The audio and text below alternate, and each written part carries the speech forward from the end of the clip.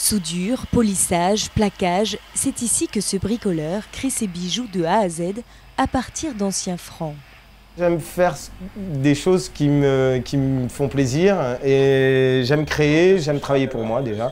Je fais du plaquage de métaux et je me suis un jour amusé à plaquer des pièces de francs, des vraies pièces de francs. Et en les plaquant, je les ai trouvées très jolies, en les polissant, en les plaquant, et je me suis rendu compte qu'il y avait des années dessus.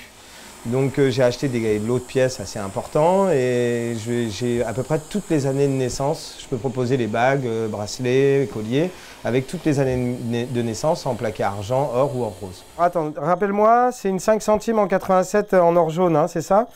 Aujourd'hui, Michael a créé sa marque et fabrique ses bijoux. Mais ça n'a pas toujours été le cas. De pâtissier à agent immobilier, son parcours sort des sentiers battus. J'ai fait pas mal de métiers différents parce que pour moi la vie est une grande école et on a tant de choses à apprendre. Et puis tant qu'à faire, autant faire des choses qui nous plaisent. Et puis je suis venu à la bijouterie parce que c'était vraiment... c'est dans l'esprit de création, je pense que j'ai toujours été manuel et créatif. Il y a tellement de gens qui s'ennuient dans leur travail aujourd'hui que je trouve ça un peu dommage de passer 40 ans de sa vie à travailler dans quelque chose qui ne nous plaît pas et finalement de se retrouver à la retraite et puis de ne pas avoir fait les choses qu'on avait voulu faire. Ainsi, ce bricoleur artisan a plusieurs casquettes. Et tout commence ici, dans cette boutique. Bonjour. Au départ, c'était la vente, mais finalement, la vente a amené à la création.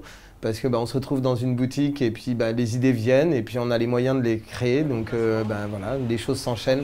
Ouverture de la boutique il y a 4 ans, création de sa marque 2 ans plus tard, cet artisan commerçant ne tarit pas d'idées pour faire vivre son lieu de vente, source de son inspiration.